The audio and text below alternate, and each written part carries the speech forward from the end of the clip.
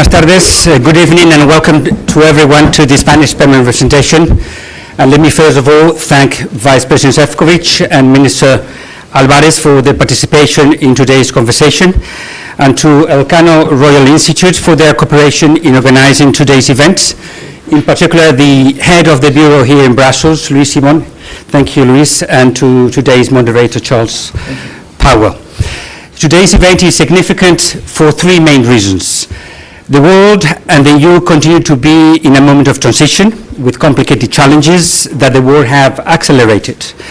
All of us here often reflect on the current moment and its evolution, but no one better than Vice President Šefčovič and Minister Albares to elaborate on the matter and advance some of its clues. They both have to face challenges in their daily decisions and actions, but they're also menaces for the future, as foresight is also part of their portfolio. Secondly, this event opens what has become a tradition of Elcano in Brussels, the annual seminar on the Spanish ecosystem of influence, which will take place here tomorrow. And lastly, because this event formally opens this new space of the permanent representation. We have been preparing in many ways for the forthcoming presidency, including adapting and modernizing our premises with more meeting rooms, more spaces for formal and informal cooperation. Very honored that the formal opening of this conference hall takes place tonight with this conversation between Vice President Šefčovič and Minister Albares. And without further ado, I thank you all very much for your presence, and I pass the floor to the moderator. Charles, the floor is yours. Thank you very much. Good evening, ladies and gentlemen. Let me first of all say what a great honor it is for the Elcano Royal Institute to be co-hosting this event in the Spanish Permanent Representation. Thank you very much, Ambassador, for your hospitality and your very kind words. Thank you, Luis Simon, and the rest of our Elcano team here in Brussels. As you've just heard, this is a big event for us. We are on the eve of Spain's fifth EU presidency of the Council of the European Union, which will start on the 1st of July, the beginning of next semester. And at the same time, of course, we are now in the first month of the second year of this brutal, totally unprovoked, totally illegal and unjustified war against Ukraine, launched by the Russian Federation on the 24th of February of last year. And inevitably, the war has, I think, rekindled lots of debates which was perhaps simmering below the surface. Debates about the European Union's security, debates about the European Union's credibility and role as a global actor, debates about our relationship with the United States, with the transatlantic relationship, and a whole series of issues that I think are of enormous interest. I'm therefore very grateful to you both for being with us this evening. So if I may, I would like to start with a question that I will put to both of you, and perhaps Minister Albares can start first. As I've just said, the war has reignited all sorts of issues.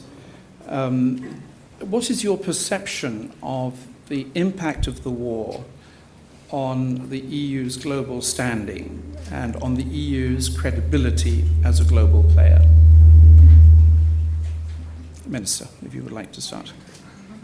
We are definitely in a moment of change, and I think that this type of dialogue and debate is welcome, because we have to talk among Europeans because of this moment of change, but not only at the minister levels, but also with civil society and with European institutions. That's why I want to thank Maroš really for making an effort in your agenda and to be here today, and also to Real Instituto Elcano, always ready to help and to improve the quality of dialogue.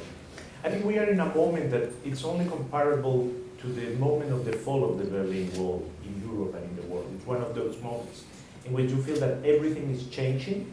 You realize that you are leaving behind, if I can use the diplomatic word, a world order, but you don't know yet where you are heading to. And I think that the Ukrainian invasion of Russia, plus the COVID crisis, has shown to all of us, to all the Europeans, that we have vulnerabilities. And we have discovered those vulnerabilities, and that we have to work otherwise. But it has also discovered, or probably rediscovered for many Europeans, the value of unity and the value of solidarity.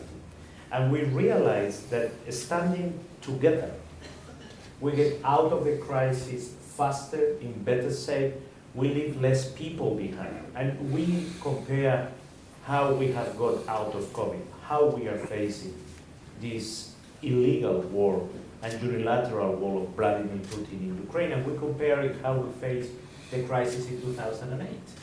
And it was each one with its own forces or all together. So this is a very big change. We realize that unity is the best tool for Europe to stand today in the world. And the second thing is solidarity. We have realized that we cannot do everything on our own.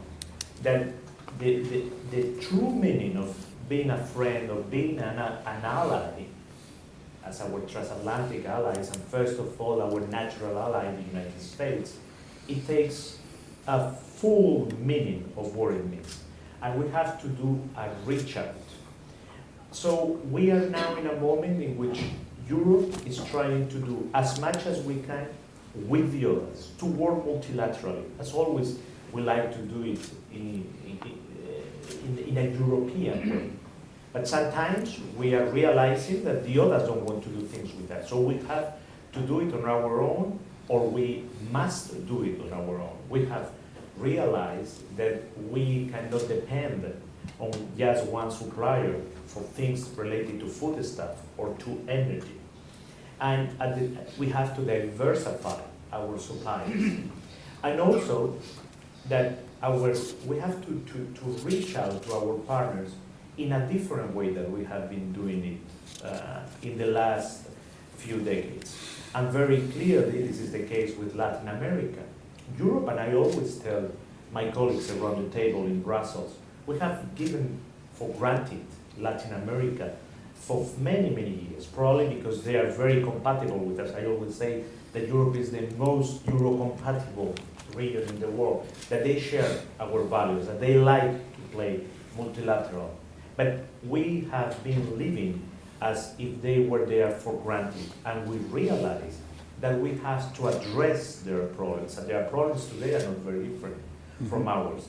It's a food security crisis, an energy crisis, a humanitarian crisis, and now we have to tackle this tremendous challenge of the illegal aggression of Russia to Ukraine, but not doing it by diminishing our effort in regions such as the Sahel or Latin America. That is going to be one of the main efforts of our presidency, that the voice of Europe is heard strongly once again in the world to help those regions with the aftermath and the consequences, the economic and social consequences of this illegal aggression. Thank you very much. We'll come back to some of those issues later. Mr. Vice President. Thank you very much. First and foremost, I would like to thank you and Elcano Institute for your kind invitation, and also for the possibility to share the podium with José Manuel, my good friend and incoming presidency. So we have, of course, as you can imagine, high hopes for Spanish presidency, because you have a lot of experience. You did it many times before, and of course we need very experienced hand in the presidency, especially because we live very challenging times. I mean, sometimes I say that we are living too much history, and indeed, if you look at the last few years, we can say that Europe, and especially European Union, have not been tested like this since years, starting with the COVID crisis, then looking for the responses, how to make sure that such a crisis would not be followed by some kind of economic troubles and the issues. We had to look for, new instrument like the Next Generation EU, and we thought that we are kind of starting pretty quickly to evolve, to develop. Then I think the 24th of February came. I think that's the date which I would say all of us would remember what we've been doing, where exactly we have been, because that's the date where the war came back to Europe, something which was not imaginable just a couple of years ago. And therefore, it just underlines that we are really living through an enormously deep transformational times where indeed, I would say the role of Europe, the future of Europe is shaped and very much depends on every one of us, on each presidency, on the European institutions, what kind of role the Europe is not only playing now, but will play in the future. I have to say just one word about the ministers of future and the fact that Spanish Prime Minister Pedro Sanchez is one of the strongest champions of strategic foresight. And we are working already now with the incoming Spanish presidency on the paper which he wants to present to the head of states and government during the informal summit in Spain, just to look at some of these issues with a longer term perspective, which I think is very important, especially in these days. To come back to the drama, to the war which see in Ukraine from one side, totally agree with José Manuel, with Minister Albares, that it showed some of our vulnerabilities, but it also demonstrated our strength. Despite of all this drama, despite of all the hardship which we see in Ukraine, but also imposed on our households and our economic operators, we see that Europe was never as united as it is right now. That solidarity was demonstrated at many occasions, and sometimes it was extremely difficult.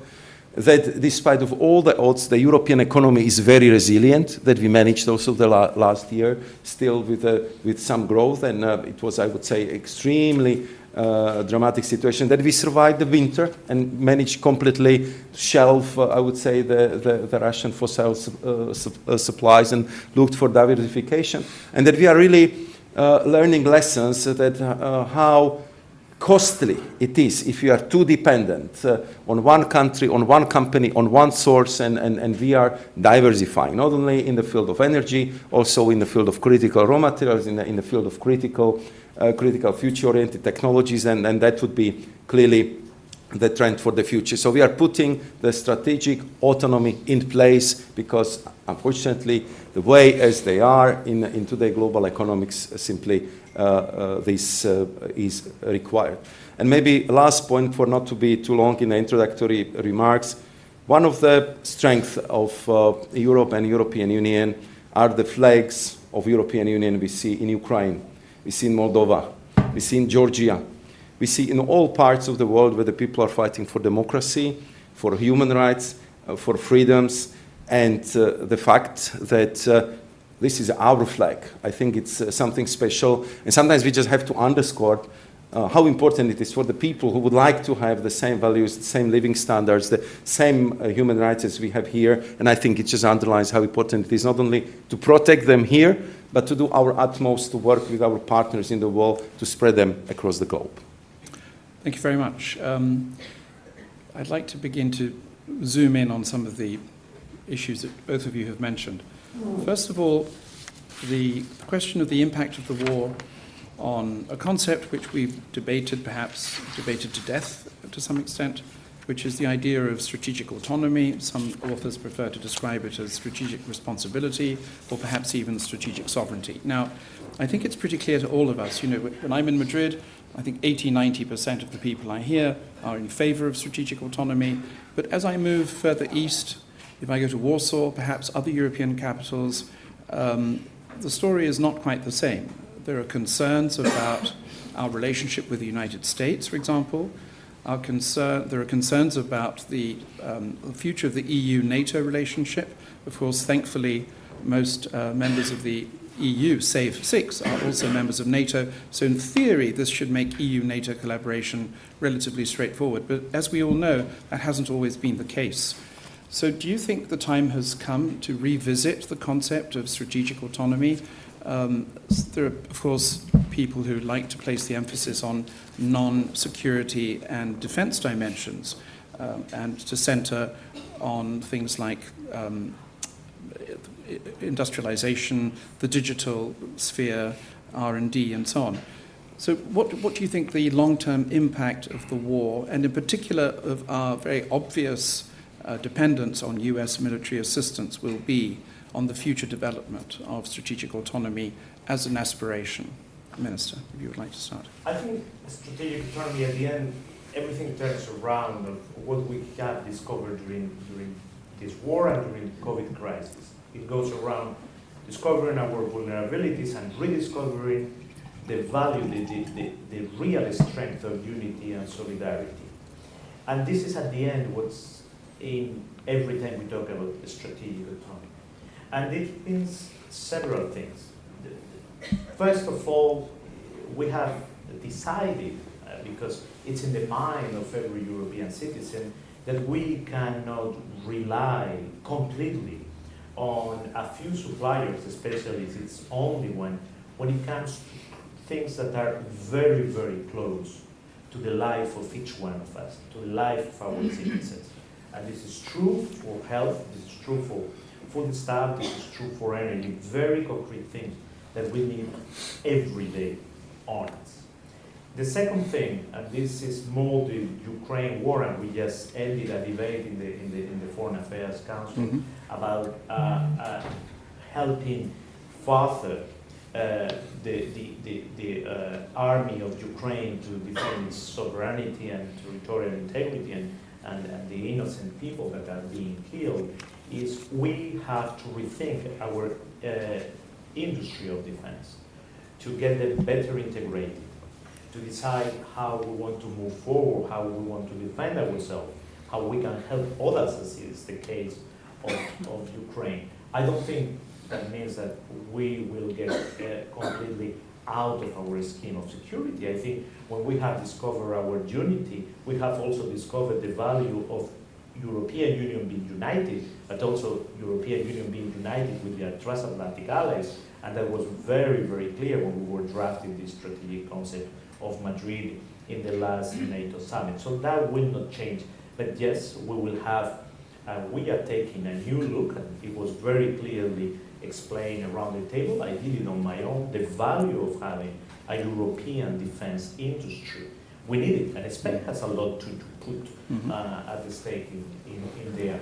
And the third thing is we don't want a European Union that will be a fortress. We want to do that. We want to preserve degree and space for our citizens in which we have the control. We need our own European defense industry, but we don't want to be a fortress. Europe, it's all about open societies. That's how we like to be. That's what the world admires of us. And we don't want to de-globalize, because we have been helping to build globalization, because open society needs to relate to other societies. So that's the limit to the strategic autonomy. That's why in Spain we always talk about open strategic autonomy, because we don't want, I think that would be the defeat of Europe. We don't want to become closed societies. We must remain open societies. Mr. President. Thank you. Thank you very much. Again, I would say a huge convergence of minds with José Manuel and myself. Just, I mean, a few complementary remarks. I think that indeed over the last couple of years, we went through very deep introspection, what we have to do better, how we have to position ourselves in the future, and how to learn the lessons from the past. And I think that we need both open strategic autonomy, and we need also European strategic responsibility. Both is needed. Both, I would say, it's clearly expected from Europe, being a very important global political and economic actor. And we need to consolidate and, I would say, cultivate our global position. José Manuel was referring to global supply chains, and I think we got quite a few wake-up calls over the last few years. The first one was with the COVID, when we just simply realized that sometimes even the simple medicaments we are importing from too far, that you remember the discussion we had about the medical protective materials and so on and so forth. So what we did in the Commission was that we went through very thorough assessment of everything what you can classify as a product, as a good, and we've been kind of looking where we are getting it from. And in the end, the result was not that dramatic, that it's over 100, 130, the products where we really are kind of too dependent on a few key or one key suppliers, and mostly from the critical raw materials area. But nevertheless, the fact that we went through that thorough assessment, that we look at it, and that we are now having a totally different approach to be in much more comfortable situation if it comes to the future, it was very, very important, because I think we should look at open strategic autonomy through the description of that Greek word, as it was explained to me, that autonomy is actually liberty to act.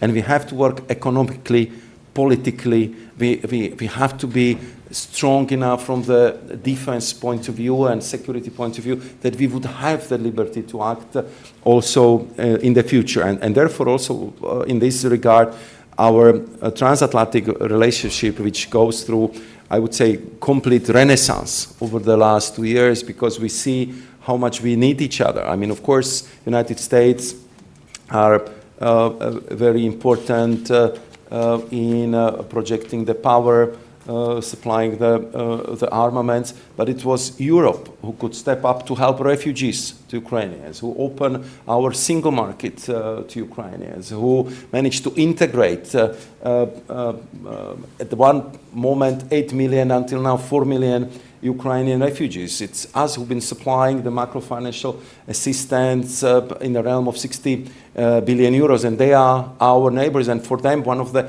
major motivational factors, just beyond defending their land and defending the country, is also that they have very strong European aspirations. They want to become the EU member state. So these are, I would say, quite a few elements which only Europe can offer, which only European Union can propose to Ukrainians, and they know what they are asking for, because they are our neighbors and they know European quite well. So what I want to underline here is that it's very important to work very closely with our American partners, but also with like-minded countries like Canada, Australia, because we are democracies, and in these very difficult times we need to build strategic bridges, technological bridges, avoid any obstacle building, because I think that we need each other, and we clearly are demonstrating that if we work well together, we can actually achieve a lot and bring, I would say, these positive developments on the global scale. The last point I would say is that tomorrow we'll be discussing a lot competitiveness. I think our leaders will discuss it also on Thursday. And indeed, European economy has to be strong, has to be competitive, because when we are strong, we can help others, we can promote human rights across the world, and we can also sustain our social model. So we have to also have, at some of the issues like open strategic autonomy, supply of energies, this drive for the new technologies, also from the perspective of strategic importance of the place in Europe as an important global player in these very challenging times. Listening to you, I was reminded of a very interesting opinion poll published recently, which I think deserves underscoring, which is, this was a poll carried out in Ukraine. Ukrainians were asked, would you like Ukraine to be a European-style society and economy or an American-style society and economy? And the vast majority opted for the European model. So I think this speaks to the power of attraction of the European model. And let me talk about European models and integration. How sanguine are you, how optimistic are you about the future of European integration per se? In 10 or 15 years' time, when you look back, given your experience in European politics, do you think we will see this as a European renaissance? We handled the pandemic reasonably well. The vaccine rollout was quite impressive. The Next Generation EU funds are a major landmark, and we have responded, I think, very reasonably to the Ukrainian challenge. So do you think this is actually the beginning of a sort of European revival? And in connection with this, if this is the case, do you think this will also more or less automatically accelerate enlargement? Have we finally overcome this alleged dilemma between deepening and widening? Do you think we've cut this Gordian knot? And do you think we will be capable of simultaneously having deepening and widening in the future in the EU? Yes. I think all European citizens have rediscovered European Union and the value and the strength and the power of European Union during COVID and during this crisis because of the social and economic consequences coming out of this illegal war in Ukraine. For many years, European Union was depicted by many European citizens as bureaucratic, slow, very far from the real interest of the citizens. And what we have discovered with COVID and with the economic and social consequences of the Ukrainian war, that Europe was actually very fast, very to the point of the real needs of the citizen, coming with very concrete responses to the virus with a vaccine, to the needs of the enterprises and the workers of the European Union with the Next Generation Funds, with a very, very quick responses to help the Zelensky government to keep its sovereignty and independence. So yes, there is a new renaissance. And if we put this together with Brexit, if you remember the time, the debate was if Brexit would be a sort of a virus. And finally, Brexit has not been the virus, but the vaccination for no one is asking for an exit. So yes, definitely, we have probably, not us, certainly, not the Spanish government, not the Spanish citizens, we have always been a very pro-European society. But many European citizens have rediscovered the values. And I think that in today's world, knowing that we are changing not only the European order, but the world order as a whole, European Union and European unity is by far the best tool that we have to go through these difficult times. So I'm sure that the European integration will continue in the future and will be, it's right now regarded as probably one of the highest treasures that we have. The tension between enlargement or deepening European Union will always be there, But I don't think this tension is going to stop, neither one of those. We are heading towards an enlargement, definitely will be a very important dossier during our presidency. We are favorable to the enlargement, but we must also be very clear. I mean, with 30 members, and this is something very easy to get there with the number of candidates that we have, we cannot continue working exactly as what we are doing. So that reflection will come that Europe has shown that when faced to the crisis, faced to the need of it, very quickly they come with the right and very precise answers to it. Thank you. Thank you.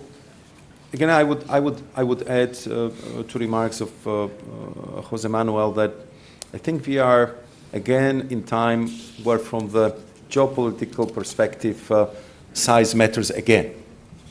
And therefore I think that the task for responsible politicians in the European Union is to do to continue what we are doing right now to consolidate economic and political space of Europe. You know, I am so responsible for our relationship with European Economic Area countries. And I see the huge interest in what we are doing in Europe, also from the countries like Norway, like Switzerland. We see how important it is from the economic perspective, how important it is also from the perspective how to deal with huge expectations and investment needed in the field of research and innovation, how important it is also from the global energy supplies. I am heading our effort on the first ever common purchase of gas for the European Union, and you have countries like Ukraine, Moldova, Serbia, who wants to purchase the gas together with us, and I'm sure that in that regard we will succeed. So indeed, the crises we went through over the last 3 years show us that size matters, if we do it in European unity, we can get a better deal. We can have a solution which brings more stability, which brings a lot of advantages. And I think this is clearly a recipe for the future.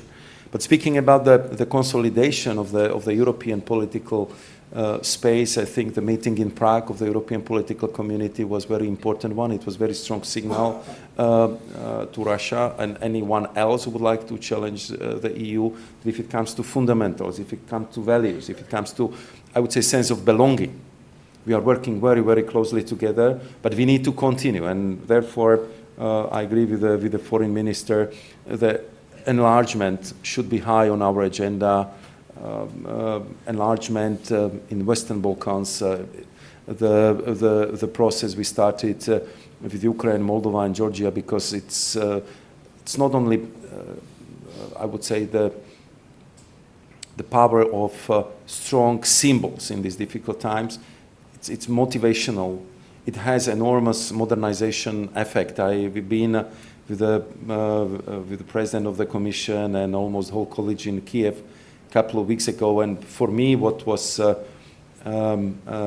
super impressive was the fact that despite the fact that you have a war in your country and that you have your army which is defending your country, still the whole government spent with us the whole working day working on the preparation for the accession talks, informing us what they did in the area tackling corruption, what was done in preparation of the single market, and lots of, I would say, technical issues which you have to master when you want to be the member of the EU and when you want to be efficient on the single market. And I think that it just showed that enormous commitment which was given there, that despite that we are in war, we're still preparing for joining the European Union. And that's, I think, the positive energy, and that's also the appreciations which we kind of have to remind sometimes ourselves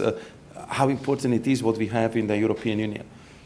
Enlargement fatigue, I have to say that we still have to work on it, to be quite honest. And it's very important to work on public opinion, to clearly show what these countries are bringing in, how important it is for consolidation of the strategic position of Europe and European Union on this global turf, which is getting more and more challenging and difficult. And that's, I think, that has to be ongoing effort. But the countries in Europe, I think they clearly need to feel that they are future members of the EU, that that the flag is also theirs. So that's where the future lies, and it's worth trying, it's worth preparing, it's worth, I would say, delivering in all these tasks they have to accomplish before they be the members of the European Union, because in the end, I believe that it would be clearly win-win for both of us. Thank you. Before taking questions from the audience, I wanted to ask you both two separate questions, if I may. Minister, you mentioned the Global South in your introductory remarks. We nowadays talk about swing states, borrowing an expression from US politics, countries like India, Brazil, South Africa. In other words, countries that to some extent seem to be sitting on the fence. They aren't entirely with us as far as Ukraine is concerned, but they aren't entirely opposed to us either. So my question to you, Minister, would be, what more can we do? Can the European Union do? What more can Spain do, given its very special relationship with Latin America and also the countries of the Middle East and North Africa, to win the hearts and minds of the Global South that we keep appealing to? I often hear critics saying that we in the EU are more united together, but we are also lonelier than we have been in a long time. So we are relishing in our unity, but this unity perhaps is incompatible or is making it more difficult for us to connect with this Global South. What do you think can be done? And what in particular are you trying to do during the presidency in this regard? First of all, we have to understand why this is happening.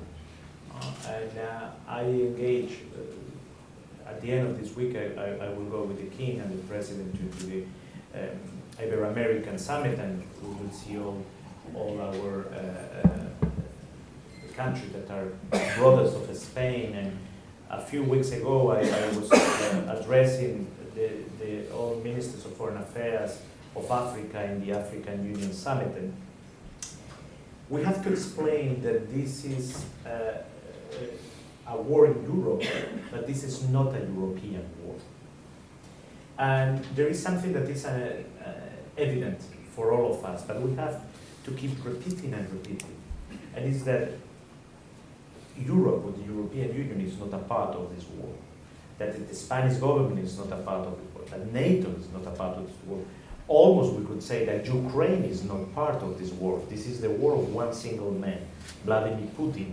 And Ukraine is just defending its sovereignty and the innocent people. Because sometimes there is this misunderstanding. This is a European war. This is for Europeans.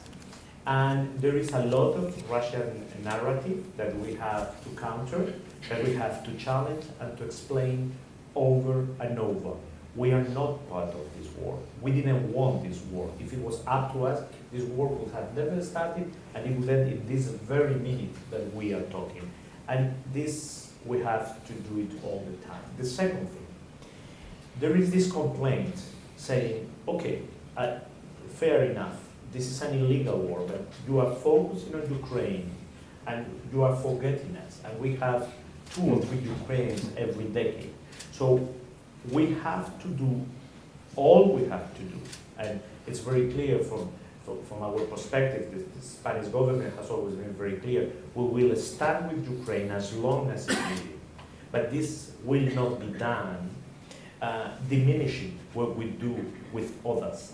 That's why we have issued a new cooperation law. That's why we have tripled all our development aid programs in Africa and in Latin America, to show that this will not be, that there will be no competition between humanitarian assistance in Ukraine and other humanitarian needs that there are in the world. And the last thing, a few weeks ago, I went to the General Assembly of the Security Council in the United Nations. So the voice of Spain was added to 140 countries to condemn the Russian aggression. It was very clear when I went up in the General Assembly. I spoke on behalf of Ukraine's sovereignty and independence, but also on behalf of the United Nations Charter. And we have to explain that this is what's at stake. That at the end, if Russian soldiers go back into Russian borders, Russia will have lost a war. If Ukraine loses the war, Ukraine will not exist anymore. That's the imbalance. Mm-hmm. And then the world will be less safe. It will be less safe for everyone. Everyone having a neighbor next to him, it will not be able to sleep tightly, saying maybe he wants a part of my territory, or he wants me to change some of my sovereign decision. So we are not only defending Ukraine, that of course, and its sovereignty, we are defending United Nations Charter. Why I say this? Because I think some of those countries are in good faith making an analysis saying, okay, this is an illegal war, an unjust war. So we have to stop it because it's a horrible war, no matter how. And how you end the war, it matters. An unjust war cannot end with an unjust peace. An unjust war must end with a just peace, and peace and justice matters. Thank you.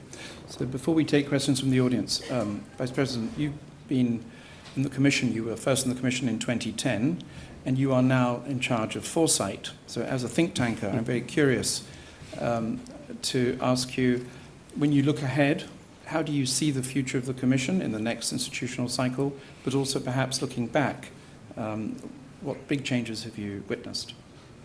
I think that the last 2 years kind of pushed the European Commission, but also European integration to the new areas. And I mean, if it would be, I was also part of the convention, and we've been discussing at a great length what kind of areas should be in exclusive competence, what should be shared competence, what should stay in national competencies areas. And I would say that the last couple of years kind of pushed the boundaries in that regard, and we kind of made that steps in that direction, not because there was some kind of institutional zeal to get more powers, because we just simply have seen that in this new world and the challenges which are present just simply required us to do more in health, to do more in defense, to do more in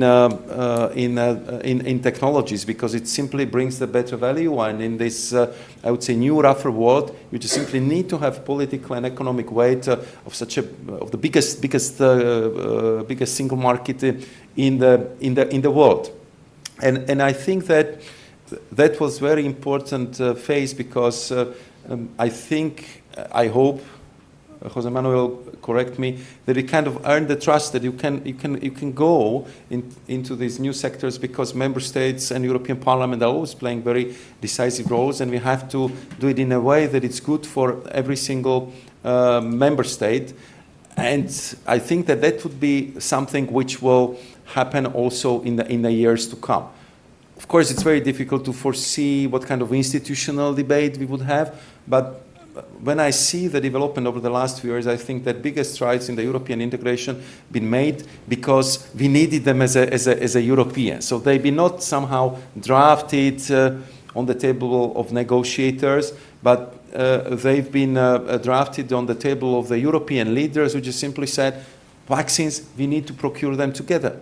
Gas, we need to get a better deal than what we are having right now. Defense, again, we need to use all our instruments. We have to help our friends in Ukraine, but also to prepare Europe for this more difficult times. So I think that this would be the tendency of this, I would say, pragmatic, practical deepening of the integrations in the areas where it's really a necessity, and where it brings almost, I would say, immediate effect. Because, I mean, all this, if you look, I mean, it took us a couple of months to do.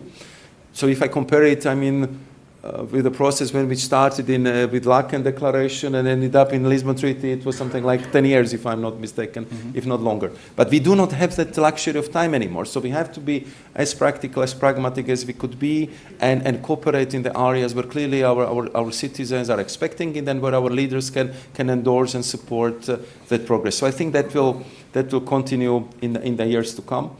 I think that we have to continue with this consolidation of the European economic and political space.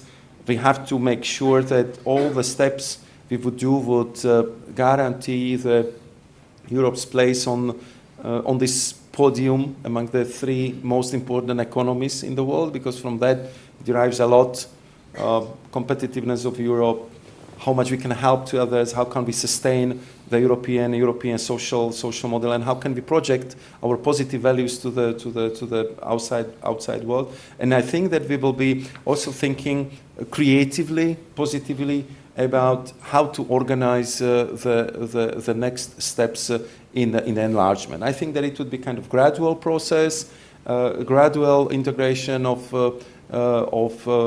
eventual future EU member states in a way that they can get used to be part of the European Union, and we can prepare the European Union for these new countries, because I think that will be very important for European future, definitely for future of these countries. So these would be the few tendencies I would expect we will see over the next years. Thank you very much. So we have a little bit of time for a couple of questions. Please don't be shy. There's a microphone somewhere in the room. If you would like to raise your hands, I would ask you to be very brief in your questions and to identify yourselves. He's irrepressible, our chairman. Right, off you go. Yep. Thank you. Thank you, Minister. Thank you, Vice President. Really a delight moment to hear you. We are very honored to have this afternoon here. I fully agree with what you have said, but let go a step further. The two shocks that you have mentioned that have helped to reassess Europe are in some way shocks that are symmetric in the effects. The COVID, it's everywhere, felt the same. Everybody was exposed, and the Union reacted very fast. Second war and the subsequent energy crisis, it's also, to some extent, a symmetric impact. But what happens if we add a shock that, by nature, is not symmetric in the effects in the countries of the European Union, a financial crisis? How we are prepared to react to asymmetric shocks, shocks that are not testing our values, our principles, our solidarity, but who go beyond these principles and touch with economic structure, big pockets. Maybe this would be my question. What happened? How we defend us from asymmetric shocks? Thank you very much. And Elcano is about to publish a very interesting paper which our chairman has spearheaded on this topic. That's why he's firing on all pistons, as you can see. Should we take another couple of questions? If there's someone... If there's no one, just Luis, do you want to? No? Yes. Alejandra Quindelan. Thank you. Good afternoon. I am chair of the Spanish Banking Association, Alejandra Quindelan. And following up on Jose Juan's question, I was actually thinking about it, but I wasn't sure if I wanted to go into the financial sphere. But as he has introduced the point, I wanted to ask you, in the design of the European autonomy, not the strategic autonomy, the economic autonomy, the impulse to European competitiveness, what would the role of the financial system, as I think Jose Juan was pointing to also? We need also a stronger banking sector and a more united banking sector, so European banking union becomes a key strategic asset in a way, I would think, in that design of the European autonomy. But I would like to hear your views on that. Thank you very much. Okay, Minister, would you like to go first? Thank you. I think we have all learned the difference between how we tackled the crisis in 2008, the financial crisis, and how we've been dealing with COVID and with the economic and social consequences of Ukraine. And I think there is a consensus that what we did in 2008 was the wrong approach, to say each one with its own forces. It took us a decade to get out of that crisis. And we got out in very, very bad shape, politically and economically. Many people had doubts about the European project, because if from the European Union you are not able to give a quick response to the real needs of the people, of the citizens, what it was all this about. And in COVID and in the Ukraine war, what's very interesting on how we reacted, and I think it's also because we had learned what we shouldn't do anymore in a crisis, is that it was impossible to know that this was going to happen. There was no planification. There was no time to get teams around a table and to make a plan. You had to get out what, if you allow me the expression, with what you got in your guts, with your values, with your first primary reaction. And it was the right one. So I think that if we would be facing a new financial crisis or a crisis in the financial sector, I'm sure that the response would not be what it was in 2008. Because we know that at the end we would all be worse, that it would take much longer, and that the social and economic cost in terms of enterprises falling down, workers getting unemployed, people being left behind, it would be tremendous. So I'm sure that we have learned the lessons, and that we have all, and I see it every time I come to Brussels. Today I had a Minister of Foreign Affairs Council. I see that we all know that the most effective tool that we have in our hands is unity. And unity is not just to be all together, it's doing things because you know that the country next to you will help you if it comes to your turn. this is something that I think it's really now really embodied in European Union. Vice President. Thank you. Under asymmetric shocks, you mean that if the shocks affect it's a certain part of Europe or certain number of countries more than others. And again, I mean, I agree with the analysis of José Manuel that when we had the financial crisis last time, let's remember how difficult it was, what was the atmospheres around the table, and it took us some time to kind of get a grip on this crisis, and it took us even longer to get out of the subdued growth and recession. And therefore, I think with the COVID-19 crisis, we learned the lesson, and the next generation EU was exactly the response to the asymmetric shocks. So this was not only Central Eastern European countries, it was Italy, it was Spain, it was the countries which been affected the most by the COVID-19, which also been clearly recognized as in a need of support. And I think that has happened, and I think that this is kind of a recipe how to deal with the crisis in future. I think that we clearly learned over the last decade, and nevertheless, even the good knowledge needs repeating for being cherished and being used also in the future, that we are so interconnected in the European Union, politically, financially, economically, I would say on human-to-human levels across the Europe, that if one of our member states or one part of the society loses, everyone loses. Sooner or later, I would say this crisis will not stop at the border. It will come after you. It will come also into your country. And therefore, we spent so much time, and the minister would be the best witness that, and our Coreper ambassador here as well, that how many hundreds of hours we spent together. Spent together because union is a consensual-driven institutions. Not always we have a unanimity, but we always do our utmost to get as close as possible to the unanimity, because we know that if everyone is a part of the solution, then the solution is stronger, it's properly implemented, it's pushed through. And I think that it requires time, it requires patience, it requires enormous effort.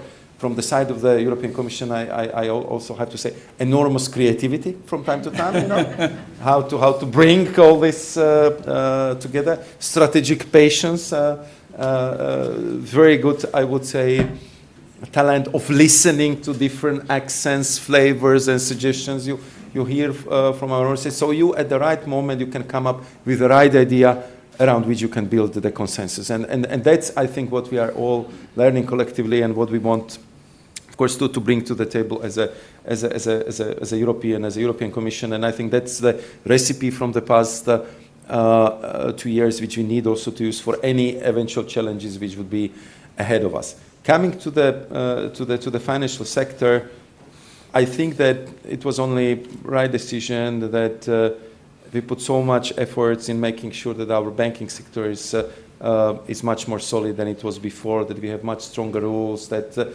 all the capital requirements, regulations are in place, and therefore I think that we can look with the confidence into the future. If you ask me what we can do more in the financial sector, we very much rely on our banks, and that's good, that our banks are good. But I think that what we need to develop much more, it's a venture capital in Europe. It's a capital markets union. It's if you compare that, why some projects in the United States, for example, are taking off much faster than in Europe, because you have this venture capital which comes to support the startups, which comes support to this project, and they can do it with a little bit different approach than classical banking institutions, because they are not that exposed to the negative consequences of, let's say, failure of the project than the banking institutions are. So the risk awareness, it's lower. And I studied at Stanford. I met a lot of Silicon Valley people, and I'm trying to visit the Silicon Valley each 3-4 years just to see what are the new tendencies. And if you talk to this, I would say to these business angels, they will tell you that if I succeed in one of 10 projects, it's already success. So they're ready to invest 10 times to have one successful project. You are from the banking associations. I know that you cannot do that, because I mean your due diligence and compliance department would never allow that. But I think that therefore I would say the capital markets union or development of the products even coming from maybe the financial and banking institutions, which would allow a little bit different approach how we can finance new projects, startups, and also encourage young people that if you fail, but you tried hard, and we see that you are very promising entrepreneur and a good inventor, we will not take it against you that you try and you fail, because we believe that next time you can succeed. And that's something what I think we miss sometime in the European economy, that we always want to go for a 100% sure thing, and especially if you are in high-tech new technologies, this fast-moving developments in all these new areas, that it's sometimes very, very difficult. The last thing I would say, and you see that I'm very passionate about this project, is that when I'm talking to the young people, they're very surprised to hear that if you look at the labor market, that top 10 professions which are now sold on the labor market didn't exist just 5 years ago. So that just shows that what kind of dynamics we are living in, that our young people at the colleges, at the universities, that will have to permanently upgrade their skills, learn about new technologies, and being very, very agile on the labor market. And I think that all of our economic actors have to do the same, because the economy as we knew it, I would say, in the past will not come back, and we just need to be all much more agile. And this is not only about financial sectors, it really applies to all sectors, because Europe was always based on value, high value added, on high skilled labor force, on strong economy, and I think this is the characteristic we should keep for the future as well. Excellent. Minister, Vice President, thank you both so much for sharing your time and your ideas with us. I'm afraid that's all we have time for. And you know, we in Spain are very punctual. It's 7. I'm serious. It's 7:30. And there are drinks outside, more importantly. Thank you very much, Ambassador, for your hospitality. Thank you both. Thank you.